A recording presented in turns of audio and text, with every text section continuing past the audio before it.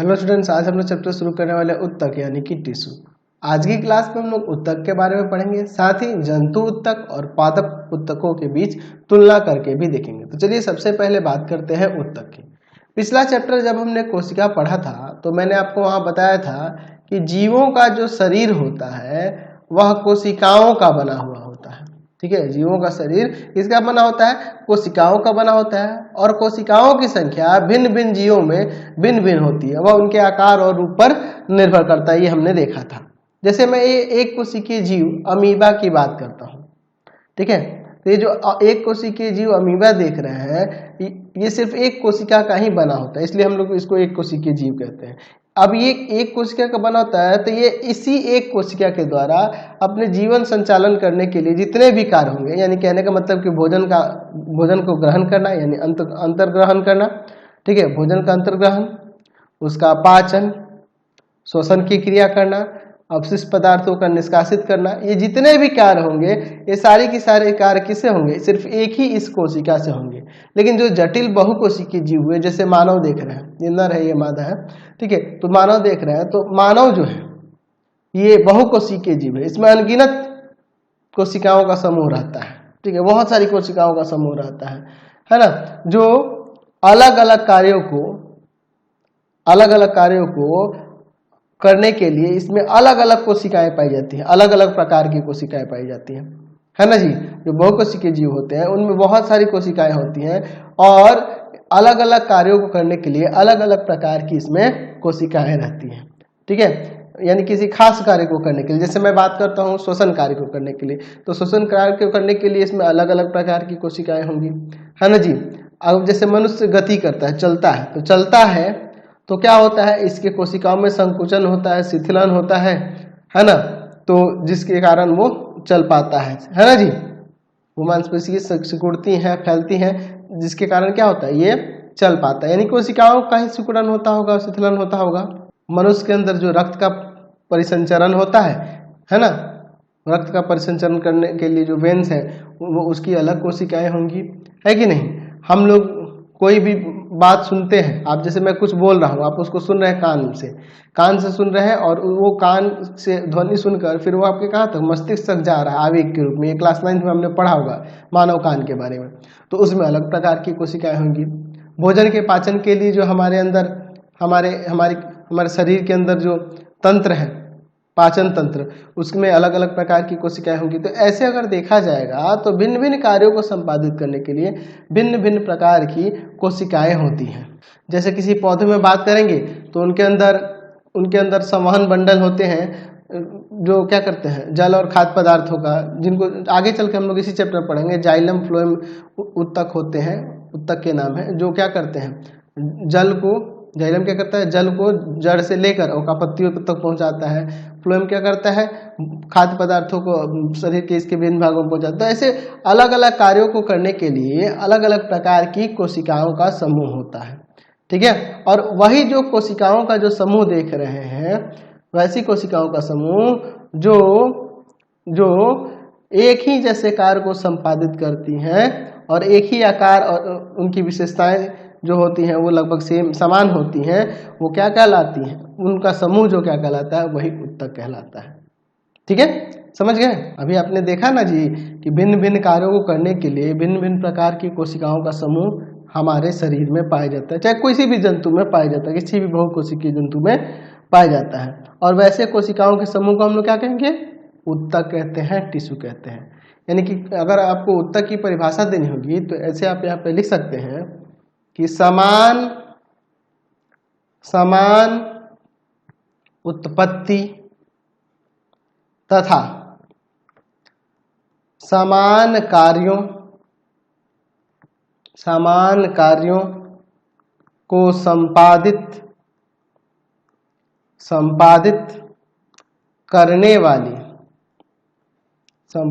करने वाली कोशिकाओं के समूह को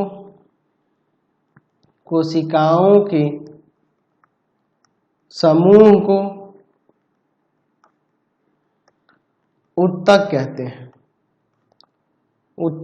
हैं। पूरा तो होगा, उत्तक कहते हैं। समझ गए? कुछ ऐसे भी उत्तक होते हैं ना जिनमें आकार और बनावट अलग अलग होती है उनकी कोशिकाओं की, लेकिन उत्पत्ति और उनके कार्य जो होते हैं उनकी उत्पत्ति जहाँ से होती है और जो कार्य होते हैं उनके समान होते हैं, इसलिए उनको भी उनका समूह जो होगा वो उत्तक कहलाया जाएगा। कुछ ऐसी भी कोशिकाओं का समूह होता है जिनमें विभिन्न आकार और बनावट की कोशिकाएं होती हैं, लेकिन हम लोग फिर भी उसको उत्तक क्यों कहेंगे? क्योंकि उनकी उत्पत्ति और उनके कार्य एक जैसे होते हैं। समझे ना जी? चलिए, तो समझ में आ गया। अब देखिए, जितने आप जीव देखते हैं, चाहे वो जंतु हो चाहे पादप हो, दोनों में ही उत्तक पाए जाते हैं, क्योंकि कोशिका है तो उत्तक होंगे ही, क्योंकि कोशिकाओं का ही ना समूह जो एक जैसे कार्य को संपादित करें उनको उत्तक कहते हैं। तो जितने भी जीव हो गए, चाहे कोई पेड़ पौधा हो यानी कोई पादप हो गया या कोई जंतु हो गया, सब उत्तक के सब में उत्तक पाया जाता है।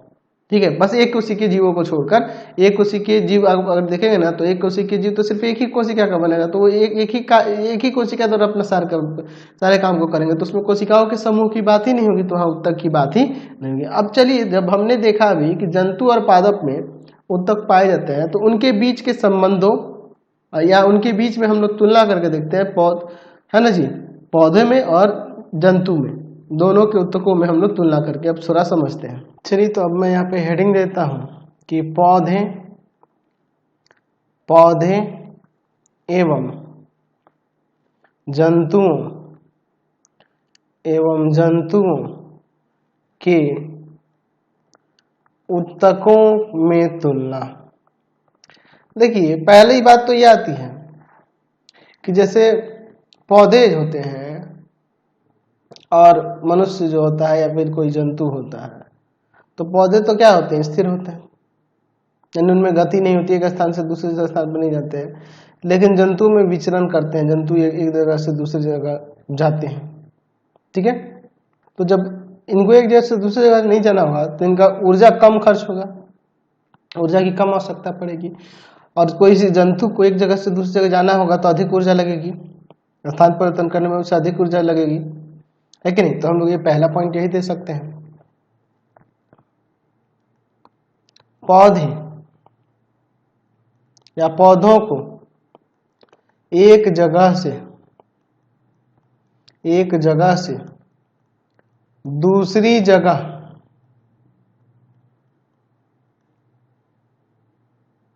जाना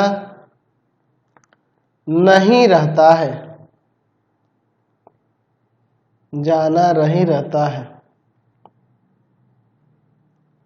इसलिए इनमें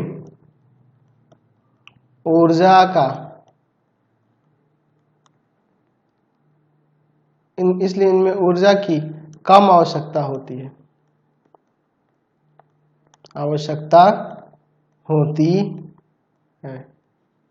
है ना? जबकि या लेकिन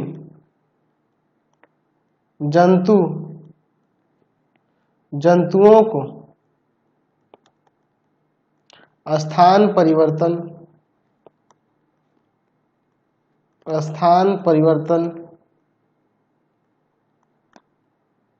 करते रहना पड़ता है, इसलिए उन्हें अधिक ऊर्जा की आवश्यकता होती है। ठीक है, अच्छा, जो पौधे होते हैं उनको यांत्रिक सहारा देना पड़ता है, इसलिए उनकी अधिकतर उत्तक जो होते हैं मृत होते हैं। ठीक है, और कुछ जीवित भी रहते हैं, जबकि जंतु में अधिकांश उत्तक क्या होते हैं? जीवित रहते हैं। ठीक है, तो पहले ये तुलना हो जाएगा। चलिए, तो अब यहाँ पे लिख सकते हैं कि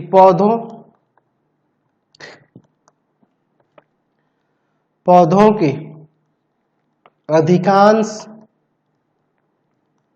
उत्तक सहारा प्रदान करने वाले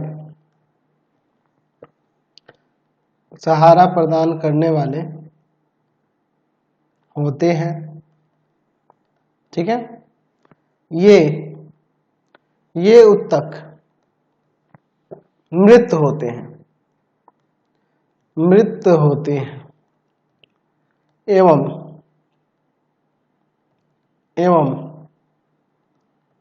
इनकी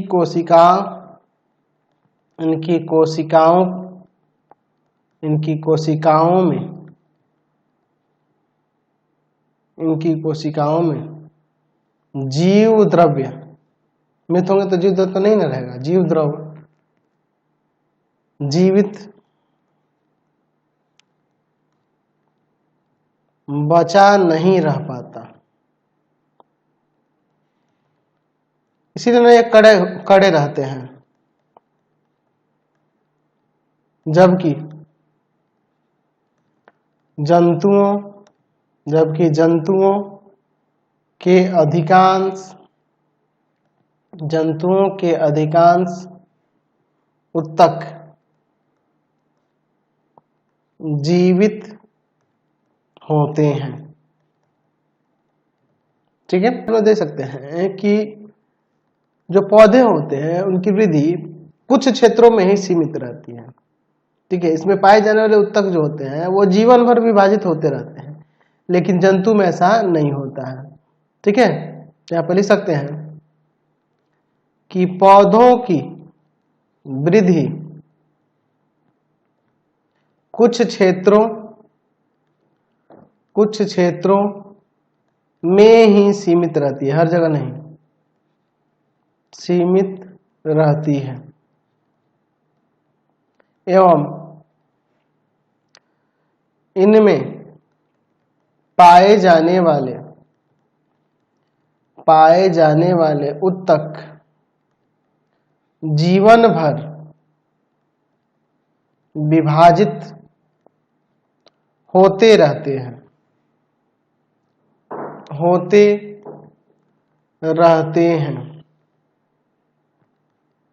ठीक है, जंतुओं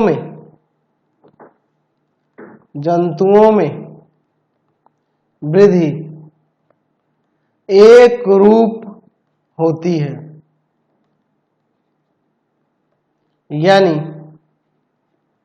यानी इनमें